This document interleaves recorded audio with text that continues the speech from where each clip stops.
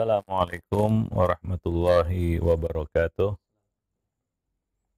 Innal hamdalillah nahmaduhu wa nasta'inuhu wa nastaghfiruh wa na'udzu billahi min syururi anfusina wa sayyiati a'malina. May yahdihillahu fala mudhillalah wa may yudlil fala hadiyalah. Asyhadu an la ilaha illallah wahdahu la syarikalah wa asyhadu anna Muhammadan abduhu wa rasuluh.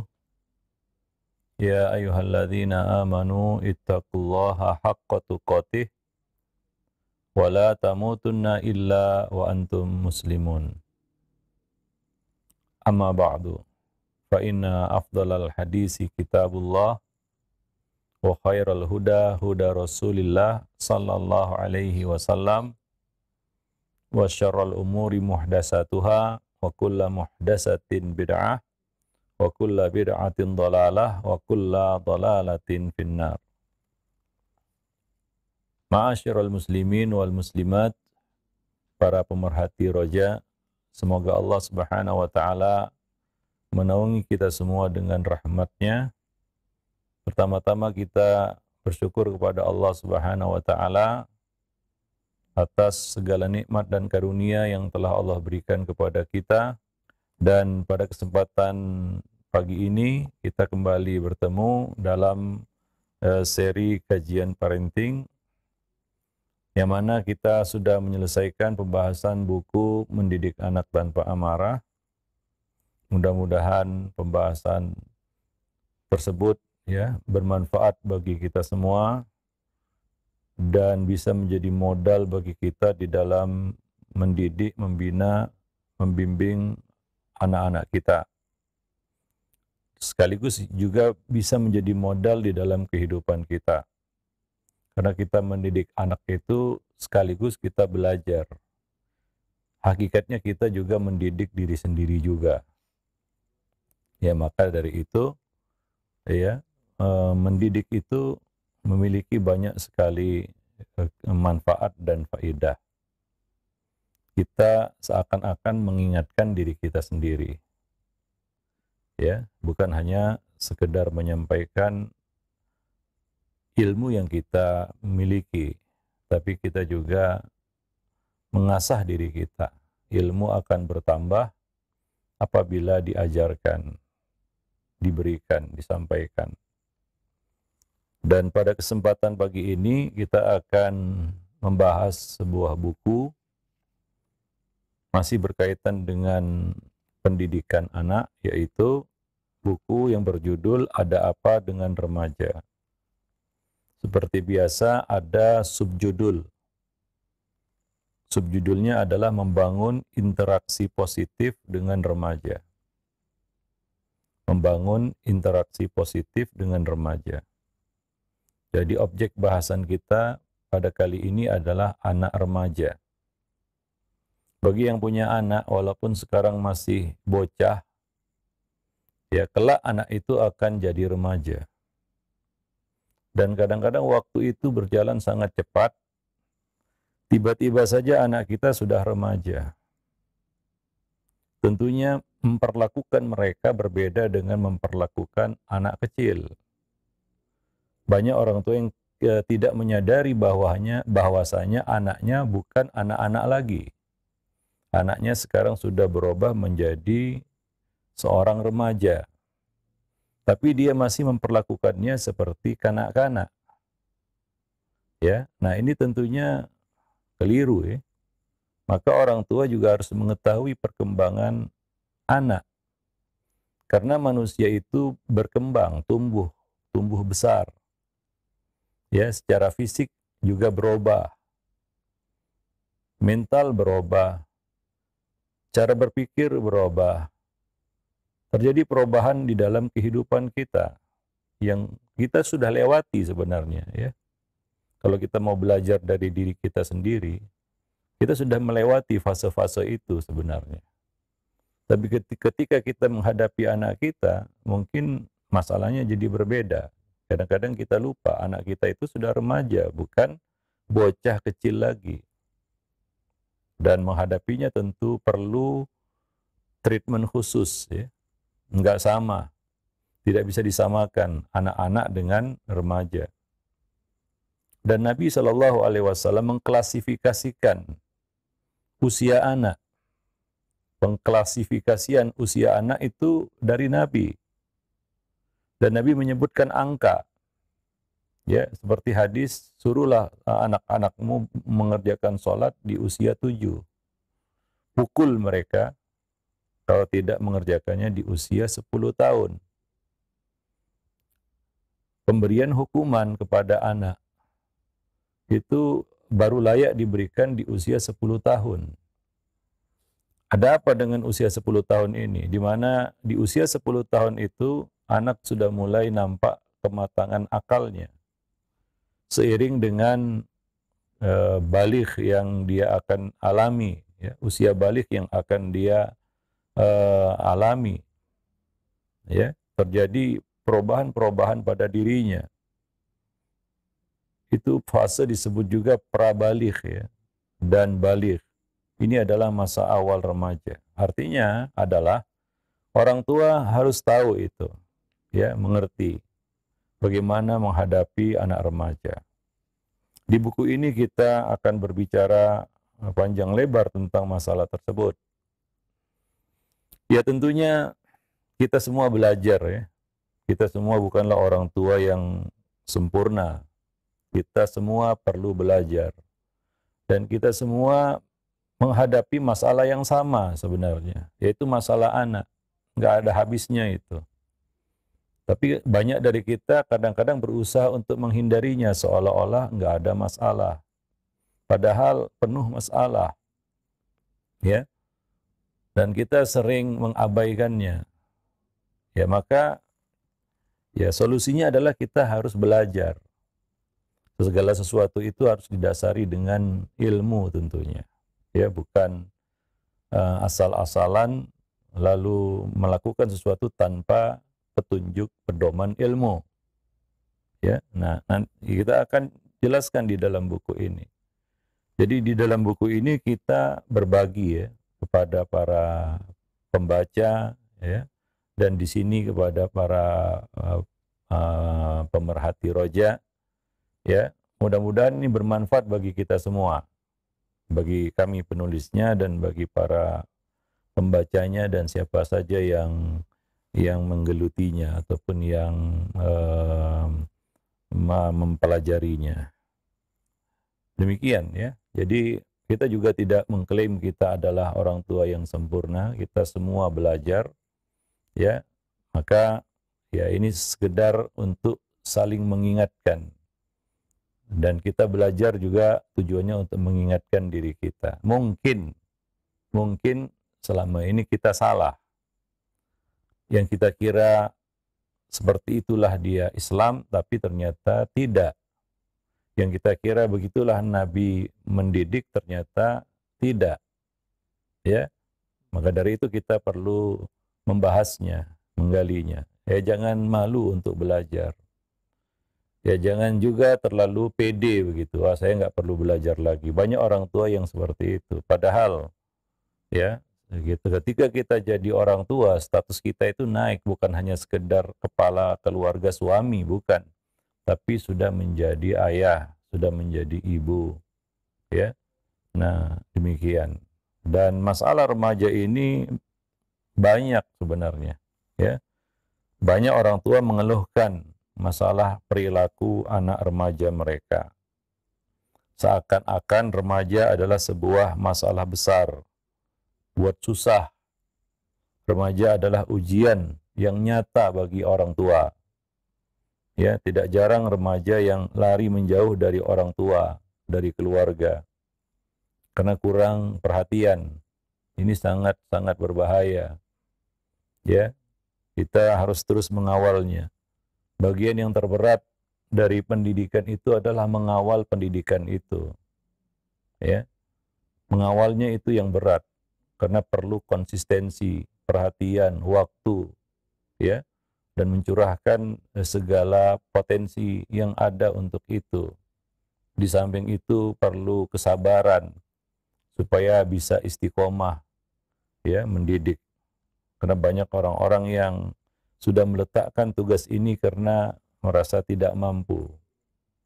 Ya, kita harus terus belajar karena kita banyak salahnya, terutama di dalam mendidik anak-anak kita. Ya, jadi banyak ya kita lihat remaja itu ya nggak connect lagi dengan orang tuanya. Mungkin orang tuanya juga nggak mengerti bagaimana melakukan pendekatan kepada anak remaja. Atau merasa dia sudah besar, ya dibiarkan saja karena dia sudah besar. Ini sebagian orang tua ada juga yang mengambil sikap seperti itu. Dia kira anaknya sudah besar, nggak perlu dicampuri lagi. Maka akhirnya anak itu kurang perhatian. Ya. Atau menganggap anak remaja ini gemar menyulut pertengkaran dan keributan. Maka sebagian orang menyebut masa remaja itu masa kegilaan, ya. Hal-hal yang kadang-kadang nggak masuk akal dilakukan itu kebanyakan oleh para remaja. Yang tawuran siapa, yang balap liar siapa, ya. Itu anak-anak remaja, ya. Seperti yang kita sampaikan sebelumnya, remaja ini dia masih belum penuh kesadarannya, setengah sadar. Kalau anak-anak ya memang belum ada kesadaran karena akalnya yang belum berkembang. Remaja ini dia tengah-tengah. Dibilang punya kesadaran penuh tidak, ya dibilang nggak sadar juga enggak. Jadi setengah sadar. Ya, maka dari itu, ya kalau kita flashback kembali ke belakang, mengenang masa-masa remaja kita, itulah masa yang mungkin dikatakan ya yang ya tergila dalam hidup kita mungkin ya. Kalau mungkin pernah remaja dulu dan ingat-ingat masa remaja dulu, sesuatu yang kadang-kadang sekarang kalau kita ingat kita geleng-geleng kepala gitu ya. Oh, dulu begitu saya. Ya itulah dia remaja. Ya, nah demikian. Bahkan mereka remaja ini kerap kali melanggar aturan dan nilai-nilai yang semestinya dijunjung tinggi. Ya, tapi ya nanti seiring dengan perjalanan waktu ketika dia sudah menginjak dewasa, semua itu juga akan berubah, ya, berubah. Nah, demikian. Atau mereka cenderung sebagian anak remaja itu cenderung menutup diri. Apalagi remaja-remaja hari ini cenderung tertutup, ya, sibuk dengan dunianya, ya, banyak menghabiskan waktu dengan ya media sosial, berselancar di dunia maya, dan seakan tidak peduli, tidak mengindahkan orang-orang yang ada di sekelilingnya, di sekitarnya. Mengapa begitu? Nah, disinilah ya orang tua sebenarnya harus hadir di samping mereka, bisa menempatkan diri sebagai orang tua di samping mereka. Karena anak remaja itu perlu sosok orang tua ya di samping mereka. Jadi masa remaja itu adalah masa yang unik memang. Keunikan yang berbeda dengan tahapan kehidupan sebelum dan sesudahnya. Ya. Remaja bukan lagi seorang bocah, mereka tidak mau dianggap anak kecil. Tersinggung mereka kalau dianggap diperlakukan seperti anak kecil. Namun belum bisa juga disebut dewasa. Ya. Kita orang dewasa yang memandangnya, kita bisa menilai anak ini belum dewasa. Ya. Nah, demikian. Remaja itu masih serba tanggung. Ya, masuk ke dunia anak-anak sudah bukan dunianya lagi. Masuk ke dunia orang dewasa dianggap belum pantas. Belum dewasa juga. Ya, ibarat berdiri di atas batu yang bergoyang. Yang lalu telah terlewati, namun yang di depan belum bisa ditapaki. Ya, ketika seorang anak mulai melangkahkan kaki menuju kedewasaan, ya, dia nanti masuk kepada masa puncak remaja dan pradewasa, ya. Dia akan menginjakkan kakinya di atas batu yang bergoyang itu. Ya, itulah yang disebut dengan masa remaja. Maka pada masa seperti ini ya biasanya terjadi goncangan, ya, goncangan-goncangan. Goncangan diantaranya lah goncangan dinamika biologis dan psikologis yang sangat luar biasa, perubahan. Karena ketika manusia itu berubah, ya ada perubahan pada jasmaninya, fisiknya, maka itu akan mempengaruhi perilakunya juga. Ya, seperti misalnya contohnya lah, seorang wanita yang hamil, terjadi perubahan pada dirinya, ada makhluk lain dalam tubuhnya. Maka wajar ya, seorang suami harus sabar-sabar menghadapi istrinya yang sedang hamil. Ya, ada masa ataupun satu fenomena yang disebut ngidam ya. Kenapa wanita yang hamil itu ngidam? Kita harus memahami ya, karena wanita yang sedang hamil itu terjadi perubahan pada dirinya. Ya. Nah, ini akan mengubah perilakunya juga, ada sesuatu yang baru juga pada perilakunya. Maka dari itu para suami ketika menghadapi istri yang sedang hamil harus banyak sabar. Ya, coba lihat orang ngidam kadang-kadang aneh-aneh ya, permintaannya, sikapnya, emosinya juga labil. Ya begitulah. Sama seperti wanita yang sedang haid juga, terjadi perubahan pada dirinya, seiring dengan masa haid yang dijalaninya, kadang-kadang terjadi perubahan perilaku juga. Demikian pula anak-anak ya, ketika berubah menjadi remaja, ya terjadi goncangan dinamika biologis dan psikologis yang sangat luar biasa. Pertumbuhan postur tubuh berjalan sangat cepat. Ya, perubahan organ tubuh dan suara menuju ke titik kemapanan yang secara fisik nampak seperti dewasa. Ya, coba lihat suaranya sudah mulai ngebas. Ya, terjadi perubahan-perubahan secara fisik, perubahan suara, yang kadang-kadang ini membuat mereka malu ya, sebagian remaja menghadapi perubahan ini mereka malu. Ya, ada rasa minder, ya, kurang percaya diri yang harus ditumbuhkan. Rasa percaya diri ini menjadi seorang manusia yang baru, gitu ya. Dia akan, maka dikatakan masa remaja itu adalah masa memang mencari jati diri. Ya, seperti di atas batu yang bergoyang tadi, dia ingin sesuatu yang bisa ditapakinya, yang membuat dia comfort di zona itu. Dia sedang mencari itu. Maka masa-masa inilah orang tua harus banyak mendampingi. Kekeliruan banyak orang tua adalah ketika anaknya masuk usia remaja justru dilepas. Dan beranggapan, wah dia sudah besar. Dia bisa semua sendiri. Ya, dari satu sisi memang iya, tapi dari sisi yang lain tidak. Dia belum bisa dilepas sebenarnya. Justru disinilah peran orang tua sangat besar. Beda dengan anak-anak mungkin. Ya, anak-anak mungkin bisa, kita bisa lepas sendiri gitu. Ya, karena dia belum banyak mengerti juga, ya. Tapi remaja ini luar biasa. Dia sangat cepat gitu ya untuk belajar gitu. Akal yang baru matang itu sangat liar gitu ya. Cara berpikirnya juga kadang-kadang eksplosif. Ya, melakukan suatu hal-hal yang kadang-kadang tidak terduga bahkan oleh kedua orang tuanya. Bahkan orang tuanya nggak sampai mikir seperti itu gitu. Nekat itu salah satu kita katakan ciri para remaja itu. Ya, nah demikian. Jadi berpikirnya pun masih serba tanggung. Ya, masih serba tanggung. Misalnya dalam bab harta lah, dia ingin memiliki harta, tapi kita melihatnya belum cakap dan matang untuk memegangnya. Ini kan dilematis. Anak-anak sih lebih mudah dikontrol. Dia nggak dikasih pegang uang juga dia nggak nuntut macam-macam. Tapi remaja, dia merasa sudah bisa pegang harta. Diberi harta kadang-kadang berantakan juga. Dia nggak mampu mengendalikan harta yang ada di tangannya itu. Ya, jadi ini membuat kadang-kadang orang tua itu serba salah. Misalnya anak remaja menuntut dia pegang handphone. Karena dia merasa sudah besar, dia ingin dipercaya.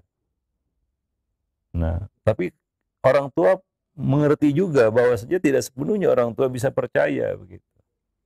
Anak remaja biasanya ingin meyakinkan orang tuanya bahwa dia bisa pegang harta. Tapi kalau kita kasih amanah harta, dia belum bisa pegang juga. Karena untuk diserahkan harta anak yatim, perlu ya anak itu masuk kepada usia rusyd, yaitu dewasa, matang berpikirnya. Supaya hartanya itu tidak tersia-siakan. Nah itu anak yatim ya, yang mungkin nggak punya orang tua. Tapi yang punya orang tua, ya disinilah ya kadang-kadang orang tua itu berada di posisi yang sulit, dikasih. Kadang-kadang mereka ngambek, ya, dikasih ya seperti itu, nggak dikasih mereka ngambek. Ya jadi serba sulit. Nah itu contoh ya, bagaimana ya mereka itu sebenarnya belum bisa dilepas. Ya, nah demikian. Masih sangat perlu dibimbing, ya dituntun, ditanting istilahnya. Ya, wallahu alam bisawab. Ya, nah. Namun dalam tataran psikologis, jiwanya masih bergejolak dalam proses transformasi, mencari jati diri.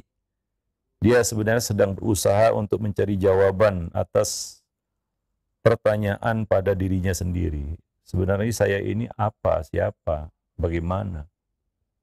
Ya.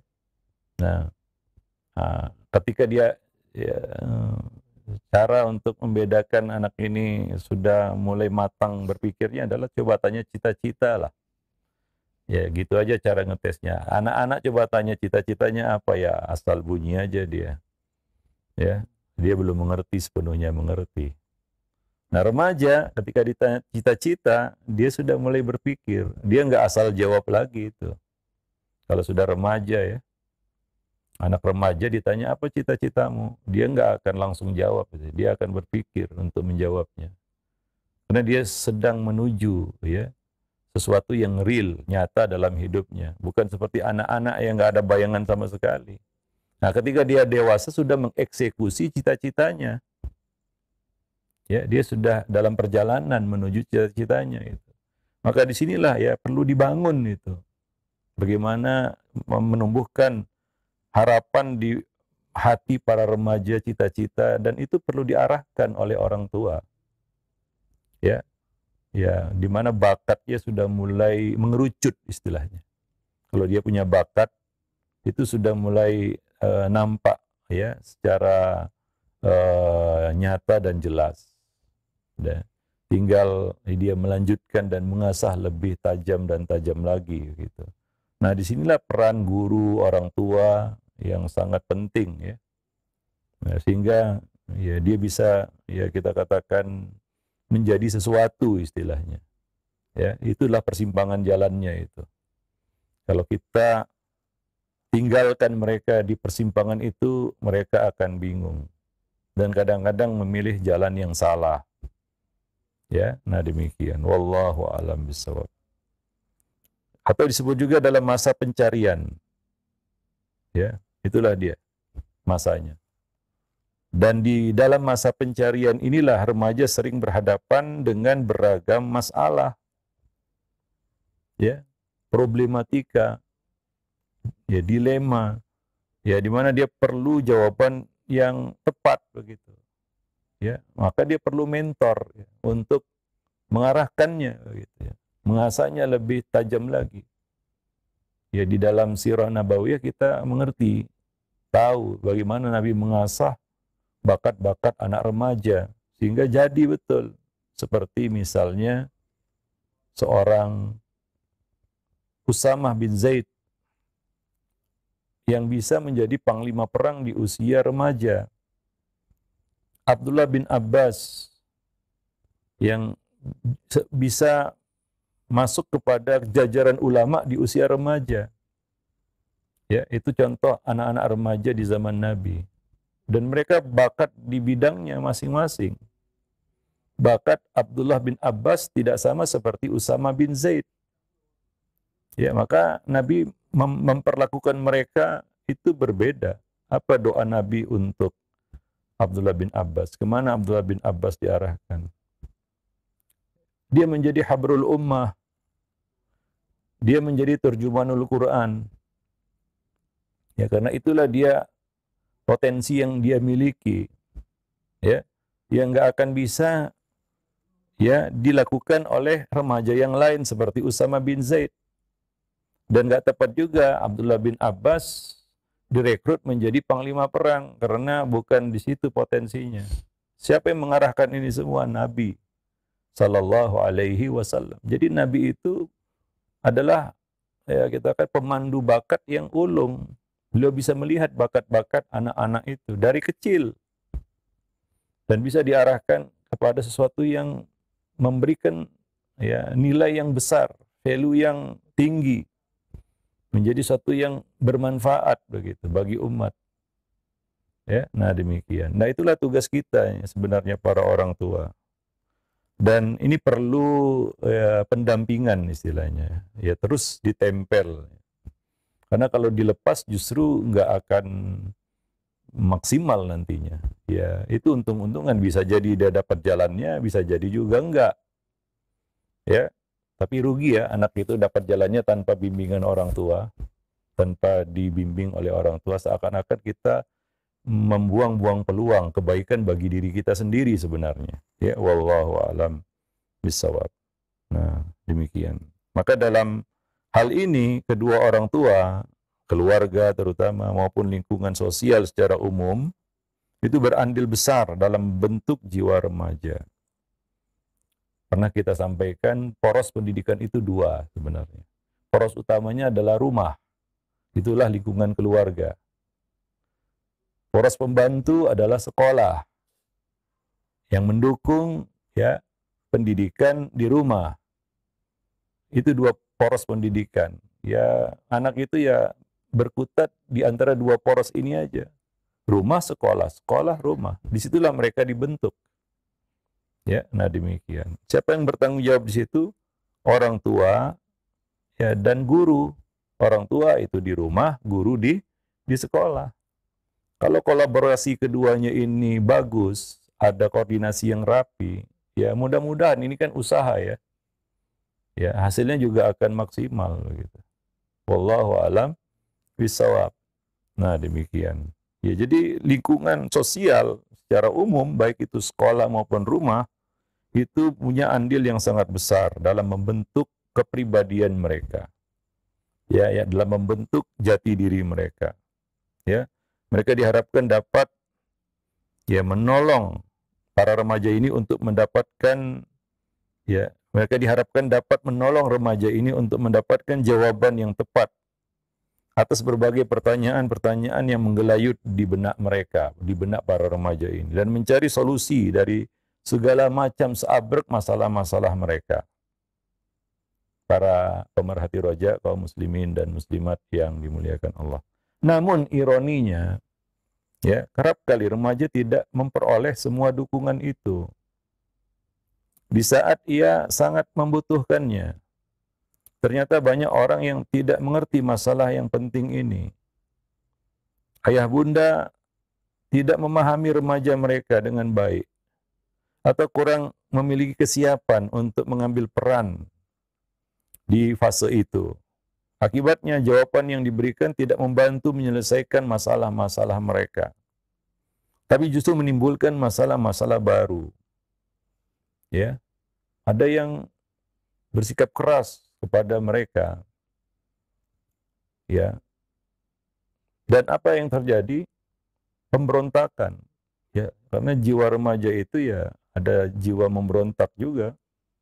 Harus hati-hati. Mereka kadang-kadang ditantang lebih berani gitu ya. Ya, sebagian remaja punya karakter seperti itu. Ya, nah demikian. Kalau salah di dalam menanganinya, ini bisa blunder yang parah ini. Ya, kita lihat banyak yang orang tua yang justru menancapkan permusuhan dengan anak remajanya sendiri, mencak-mencak dan lain sebagainya. Ya perlu sabar itu untuk mendekati mereka. Ya, nah demikian. Akhirnya proses pembentukan kepribadian atau jati diri itu jauh dari yang diharapkan. Dan tidak mustahil, ya, ia menjadi remaja yang tidak bermasa depan. Itu yang kita khawatirkan, seperti yang disebutkan dalam ayat. وَلْيَخْشَى الَّذِينَ لَوْ تَرَكُوا مِنْ خَلْفِهِمْ ذُرِّيَّةً ضِعَافًا. Ya, hendaknya mereka takut meninggalkan anak-anak yang dalam kondisi lemah. Khafu alaihim. Mereka mengkhawatirkan, ya kira-kira mampu nggak menghadapi tantangan masa depan atau tantangan zaman yang kemarin kita sampaikan, nggak bisa kita samakan kondisi sekarang dengan dulu ya. Masa remaja kita dulu saja nggak sama seperti masa remaja yang dialami para remaja hari ini. Tantangannya lebih banyak. Dulu kita tidak berhadapan dengan dunia maya. Internet belum ada, segala sesuatu belum ada. Tantangannya ya mungkin tidak seberat hari ini, tidak banyak seperti hari ini. Ya. Nah, kalau dulu saja kita yang sedikit tantangannya kadang-kadang ya kita tahu bagaimana masa remaja kita ya. Bagaimana dengan anak remaja hari ini? Ya, wallahu alam bisawab. Baik. Nah, padahal sekiranya anak ini dipersiapkan dengan sebaik-baiknya untuk menghadapi fase remaja, niscaya semua akan dapat dia lewati dengan baik. Ya. Nah, itu seperti di persimpangan jalan. Kalau dia memilih jalan yang tepat, ini adalah potensi yang besar.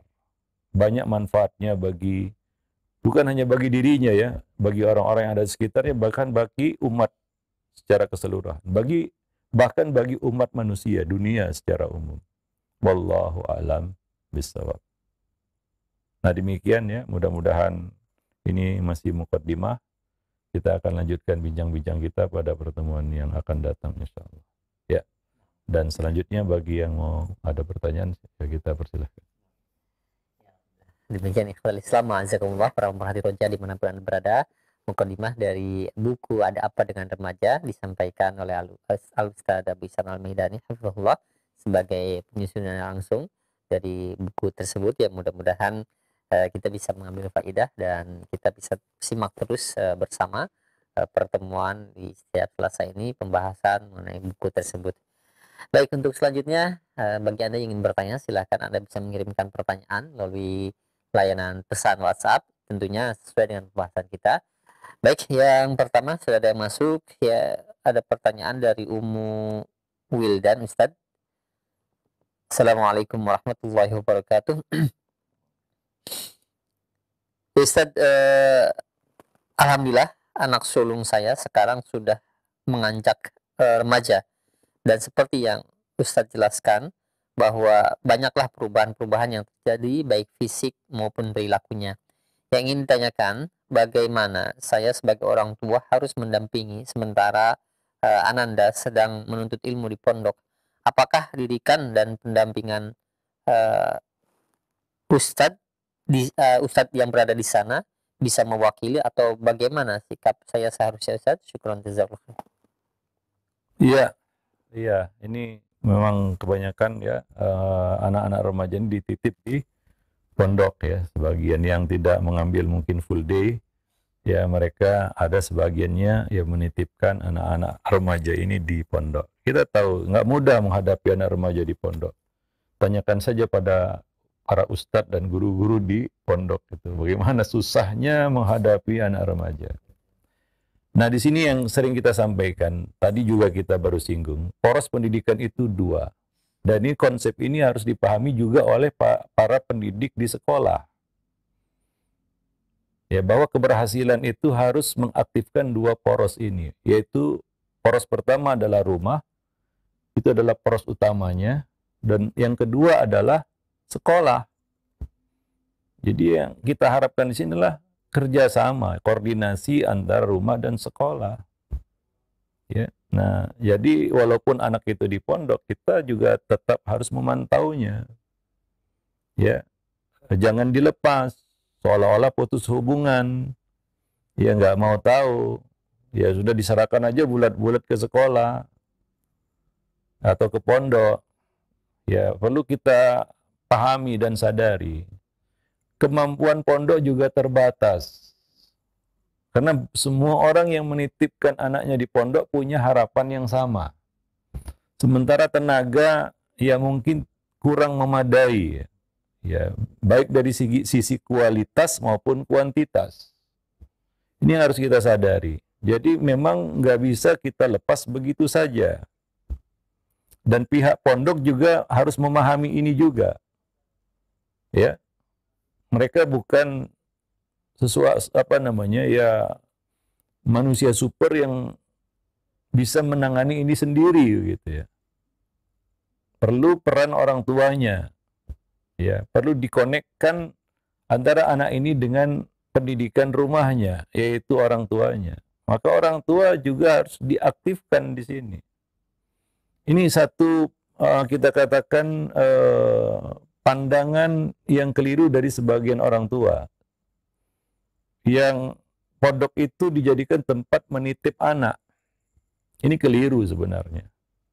Pandangan yang tepat adalah sekolah itu adalah alat bantu kita untuk mendidik anak, bukan tempat menitip anak. Ya. Maka masalah di pondok itu kadang-kadang nggak selesai-selesai itu ya. Banyak sekali masalahnya. Ya, saking banyaknya kadang-kadang pondok juga ya sudahlah. Ya, mau angkat tangan malu kan begitu ya. Ya sudah begitulah dia. Terus begitu terus ya. Nah, demikian. Maka yang paling baik sebenarnya adalah ya kita orang tua itu harus disadarkan juga untuk mau terlibat. Ya, bukan membantu sekolah untuk mendidik anak. Tidak. Justru sekolah yang kita minta bantuan untuk mendidik anak kita. Namanya bala bantuan ya. Ya pahamlah. Ya, nah demikian. Jadi semua tergantung kepada orang tua gitu. Jadi ini yang kadang susah untuk kita berikan kepada anak-anak kita, yaitu perhatian itu ya. Itu yang mahal sebenarnya. Bukan uang sekolahnya. Ya. Bukan biaya pendidikan, tapi perhatian orang tua itu yang lebih mahal itu. Maka saya sarankan juga sekolah itu jangan membatasi akses orang tua juga. Ya. Nah, dan sekolah juga harus aktif mendidik para orang tua ini karena tidak semua orang tua itu ngerti itu. Ya. Jadi harus diadakan juga ya misalnya kajian-kajian parenting ya khususnya untuk para wali gitu ya. Untuk menyadarkan para orang tua ini aja susah. Ya hingga memaksa mereka untuk mau belajar, untuk mau terlibat, untuk mau tahu gitu. Ini perlu perjuangan juga sebenarnya. Nggak mudah itu, kita sudah coba di berbagai sekolah gitu ya. Sengaja kita memang memprioritaskan guru dan orang tua. Ya guru hadir semua karena acaranya di sekolah kan gitu ya. Tapi orang tua segelintir, nggak sampai 30% yang betul-betul hadir dan mau belajar dan mau tahu gitu, mau susah gitu ya. Jadi ini untuk meluruskan pandangan sebagian orang tua bahwa mendidik itu adalah menyediakan biaya pendidikan. Itu sangat dasar sekali, cara berpikir yang salah. Mendidik itu bukan menyediakan biaya pendidikan. Itu nggak ada hubungannya sebenarnya. Ya, itu belum mendidik itu. Ini yang perlu disadarkan kepada para orang tua. Jadi walaupun anak itu sudah di pondok, ya orang tua juga jangan melepas begitu saja. Ya kalau perlu terus berkoordinasi dengan para guru, ustadz-ustadznya di pondok supaya tahu progresnya. Karena banyak masalah di pondok anak remaja yang itu kebanyakannya itu ditelantarkan memang, dibiarkan sama orang tuanya. Dihubung orang tuanya malah marah-marah, ya. Seolah-olah ingin berkata, buat apa aku sudah bayar mahal-mahal kalau masih diganggu juga gitu ya. Itu urusan sana. Kan nggak benar seperti ini. Memang yang diurusi itu software benda mati yang bisa dikutak-katik kemudian selesai masalahnya. Enggak, ini anak manusia. Ada binnya juga gitu ya. Ya, nah marahnya ketika ditelepon binnya marah-marah gitu ya. Nggak mau terima dan kadang-kadang nggak terima anaknya dilaporin begini begitu gitu ya. Artinya orang tua nggak mau pusing sebenarnya itu.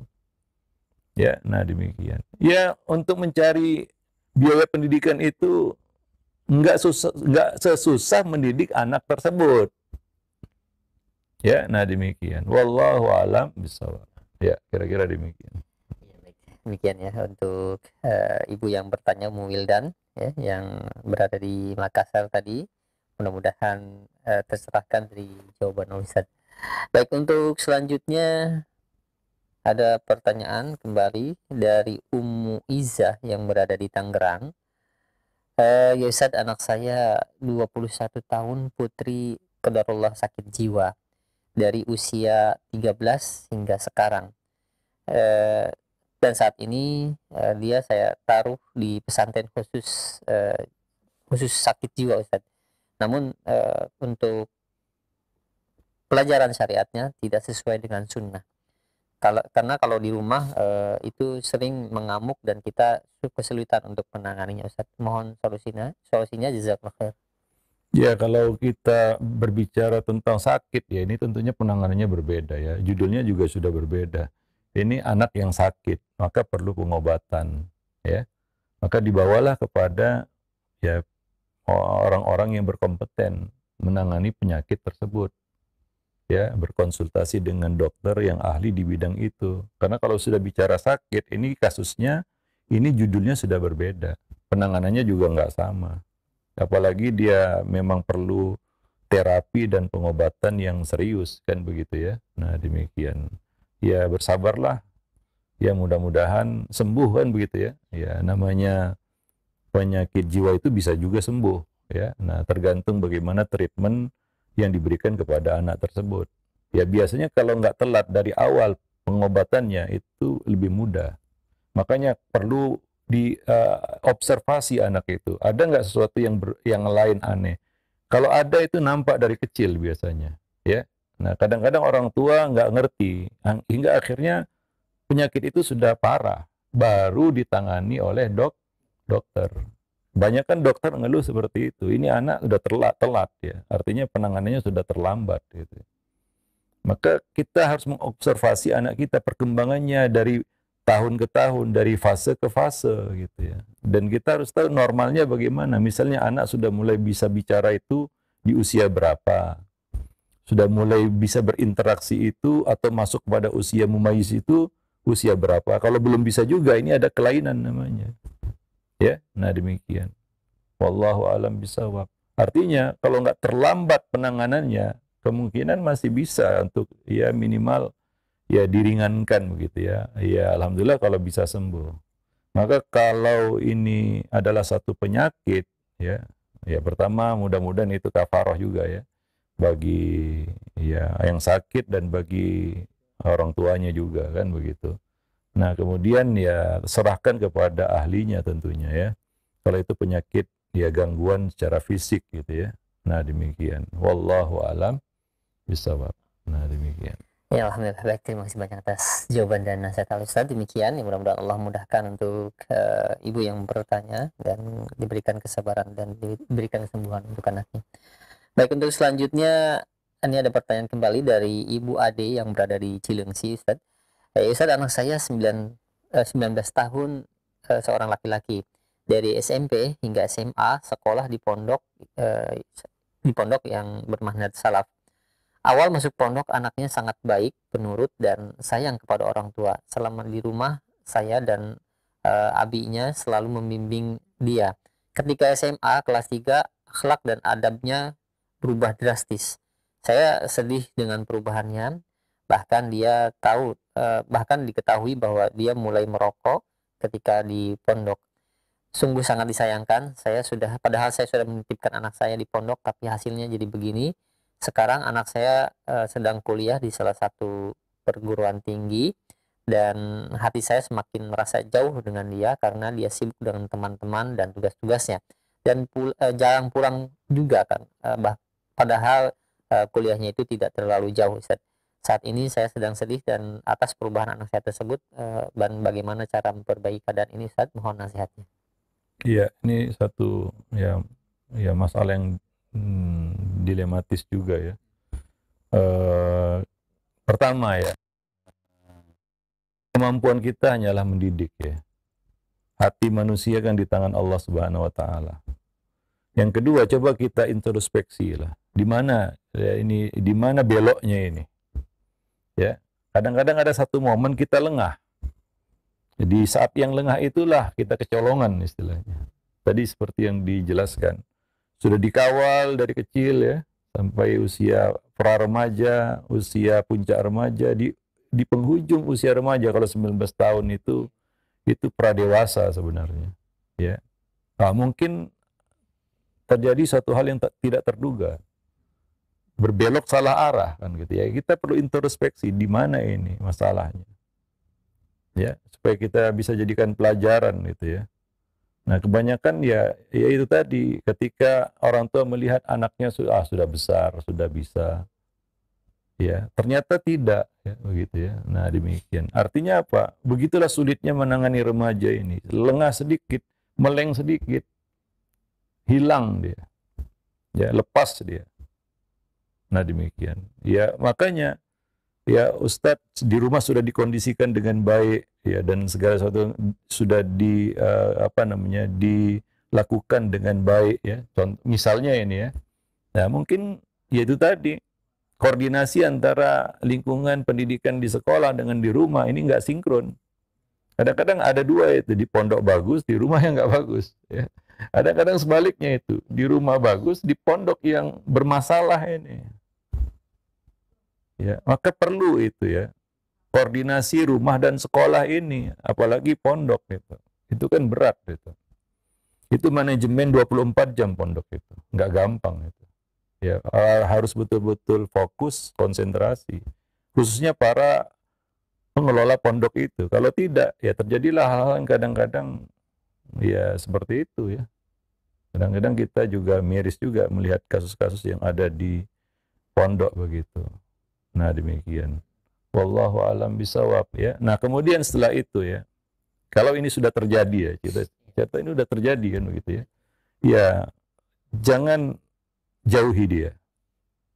Malah justru kita berusaha untuk mendekatinya, mengambil hatinya, menyentuh hatinya, karena manusia itu perlu disentuh hatinya.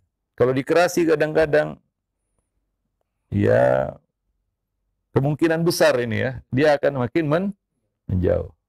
Dia malah tambah nggak suka sama orang tuanya. Kan begitu. Nah, ini sinyal bahaya ini kalau seperti itu ya.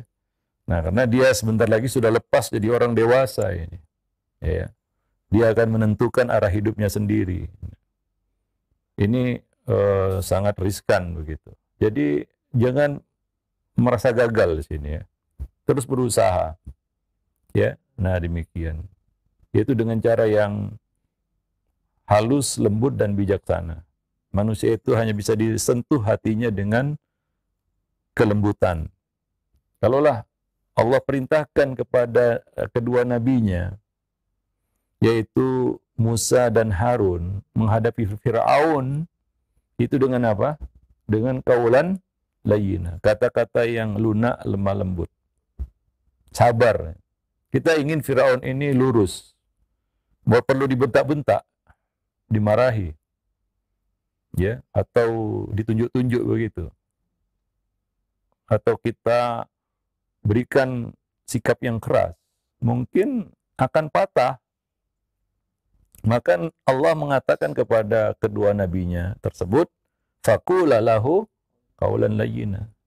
Ya, coba berusaha kembali membangun kedekatan ya dengan anak tersebut. Walaupun itu perlu usaha ya, yang berat memang. Itu hati memang dikuras itu ya. Supaya bisa sabar ya untuk menghadapi kondisi seperti ini, itu luar biasa, harus sabar betulan itu. Ya, nah demikian. Ya, kadang-kadang penerimaannya enggak seperti yang kita harapkan. Jangan putus asa. Ya, dan jangan merasa gagal juga, udahlah, terserahlah. Nah, itu artinya kita nyerah. Ini berbahaya ini. Ya. Nah, demikian. Kalau kita lepas dia dalam kondisi seperti itu, betul-betul lepas. Wallahu alam bisawab. Ya sudah, tidak perlu sedih, berusaha. Nabi Nuh tetap berusaha untuk mendakwai anaknya di momen-momen terakhir. Ya bunayya, irkam ma'ana. Anaknya waktu itu udah nggak anak-anak lagi. Ya, sudah dewasa. Tapi Nabi Nuh tetap ya tegar, sabar, santun. Wah, itu luar biasa. Kita harus belajar itu dari Nabi Nuh alaihissalam. Karena itu Allah ceritakan kisahnya di dalam Al-Quran, karena manfaatnya luar biasa, khususnya bagi kita para orang tua. Sedih ya sedih, tapi kalau kita larut dalam kesedihan, apa yang bisa kita buat? Selesai, well done, ya, ma'asalamah istilahnya, ya, tutup cerita sudah. Ya banyak kasus-kasus seperti itu. Wallahu a'lam bishawab. Kemudian faktor yang penting juga adalah, ya doakanlah, kita kekuatan doa itu nggak terduga ya. Nah demikian. Wallahu a'lam bishawab. Baik, mungkin sampai di sini dulu pertemuan kita ya. Waktu sudah ya berakhir ya. Mudah-mudahan bermanfaat. Masih kita lanjutkan ya pembahasan ini di kesempatan-kesempatan berikutnya insyaallah. Subhanakallah bihamdik asyhadu an la ilaha illa anta astaghfiruka wa atubu ilaik. Assalamualaikum warahmatullahi wabarakatuh.